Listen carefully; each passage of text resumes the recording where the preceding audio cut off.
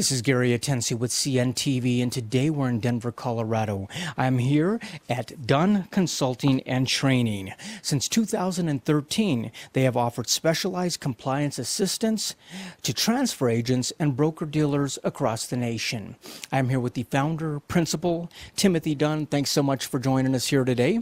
Let's start off a little bit yourself. Mr. Dunn, basically you began this in 2013, 14, like you say, but it was many, many years before that you've been involved in this type of industry. All the way back as an operations manager in New York, most recently conducting many tests, compliance examinations here in Denver.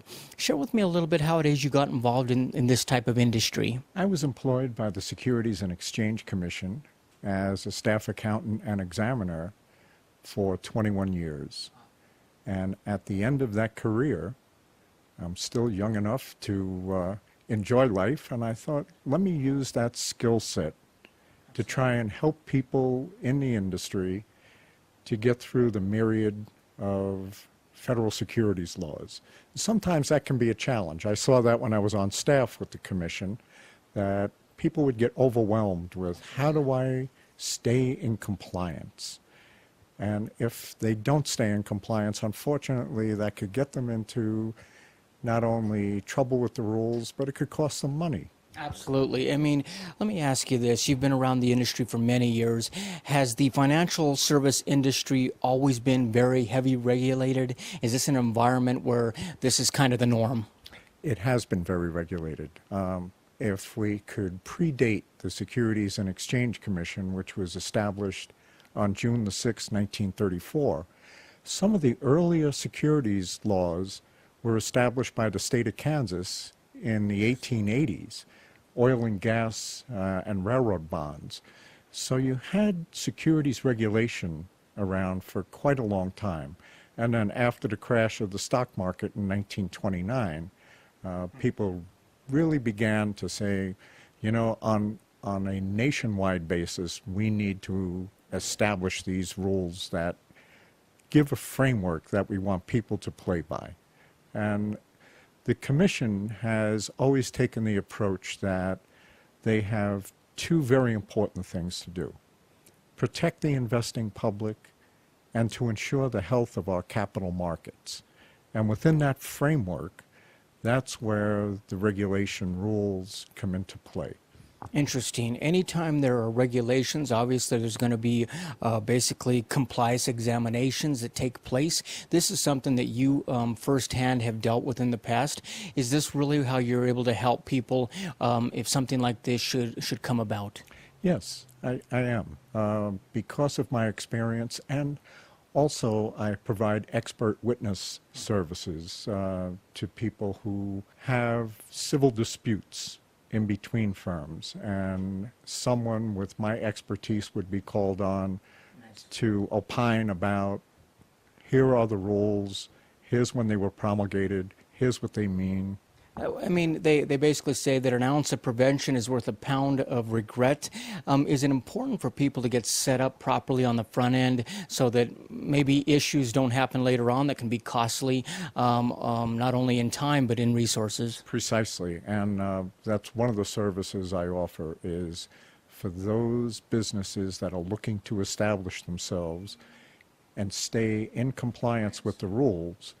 I advocate bring somebody, I would hope me, but bring somebody like me in the early innings to help you set up your framework so you could stay in compliance.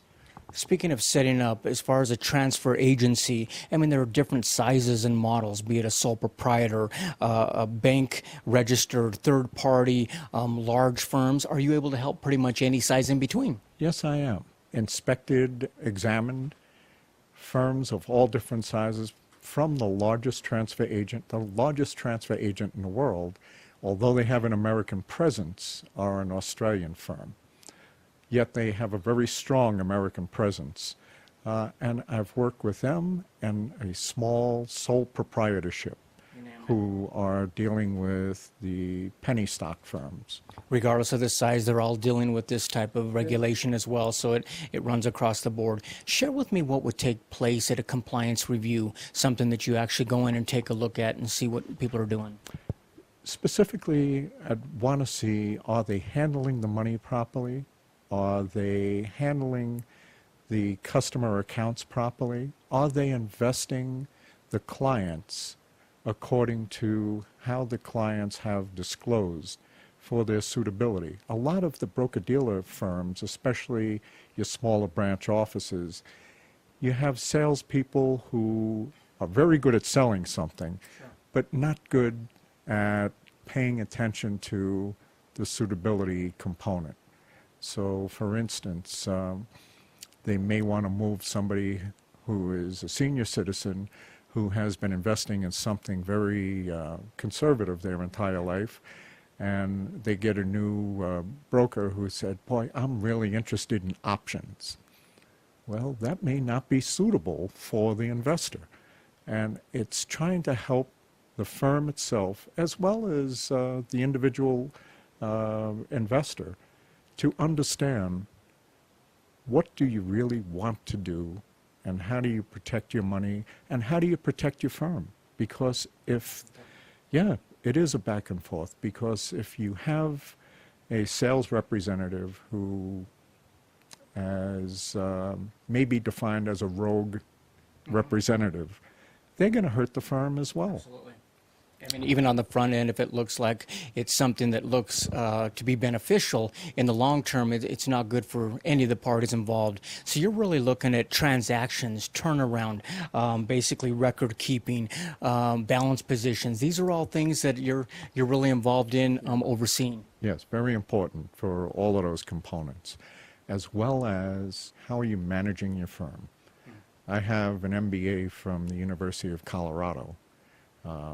And my experience in the industry as an operations manager, I try to provide that service as well.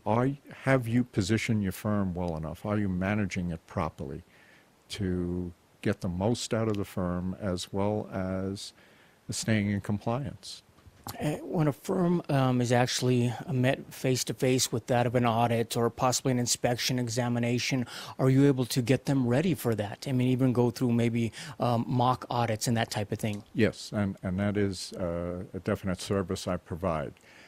Unfortunately, I like people to reach out to me before they get notice. Absolutely. Because usually if they get notice that they're going to be inspected by any one of the regulators, either the federal regulators or the regulators at FINRA, they'll get notice and they'll say, oh, you know, the regulators are going to come in 2 weeks.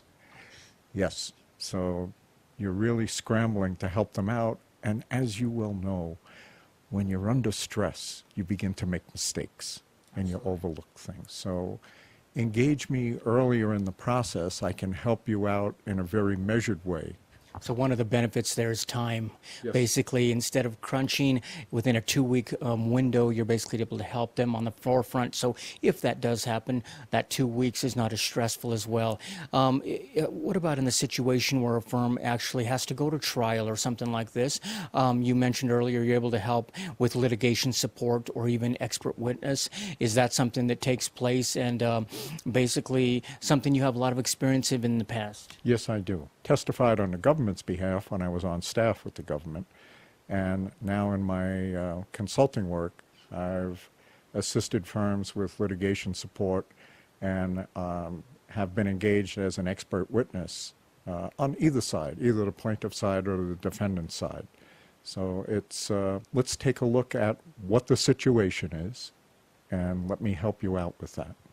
How do broker-dealers differ from that of transfer agents? What is the difference there? The broker-dealer has a relationship with the individual customer.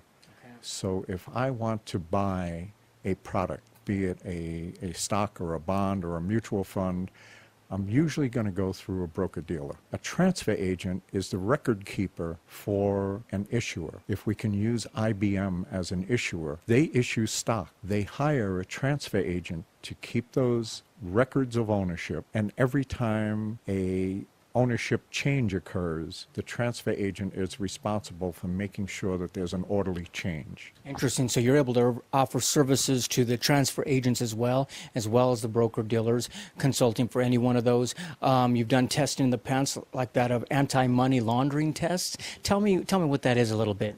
Emanated from the actually the late 1990s, and there was a concern illicit money was being funneled through different systems, different monetary systems in our country, specifically a concern about the brokerage industry.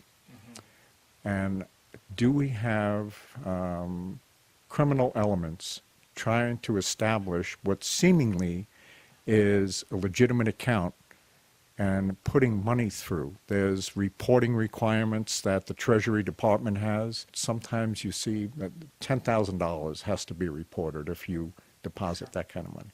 When you see serials of, if I was putting in $9,999 every day, that's a concern, that's a pattern. So it's making sure that the money that's flowing through the system is legitimate money and trying to stop the questionable and illegitimate funds going through the system.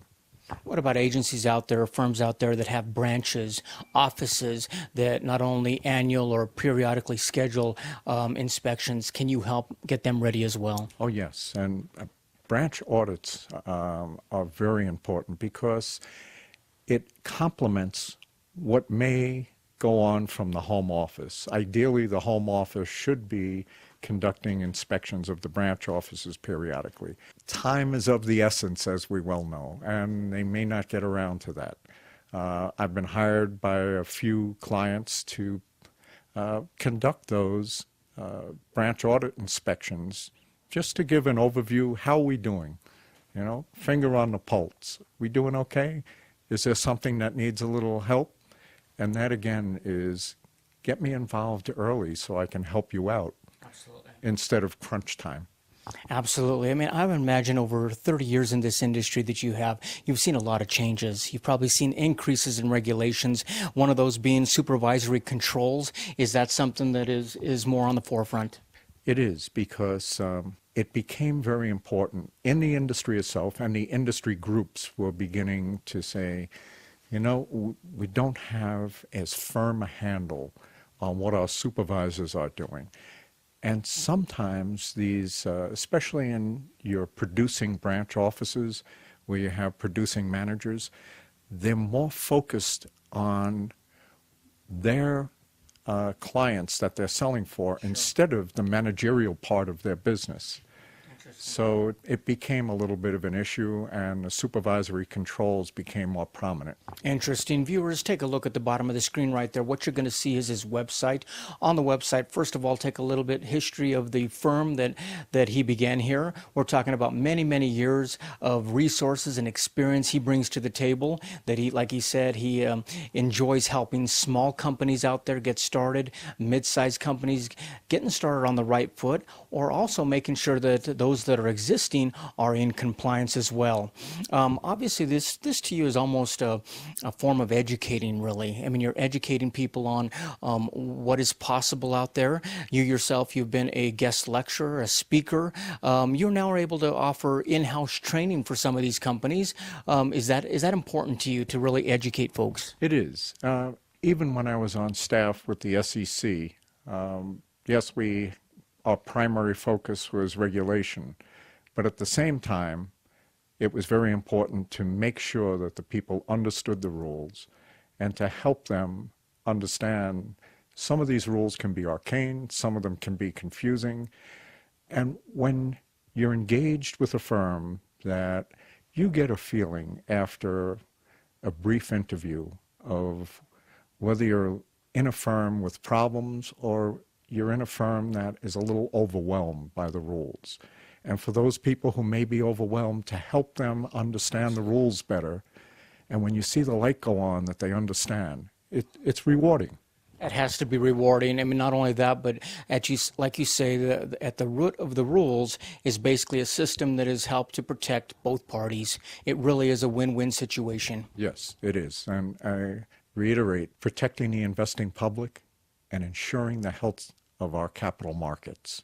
We are a capitalist society, and to have a healthy capital markets is very important for us as an economy and as a country.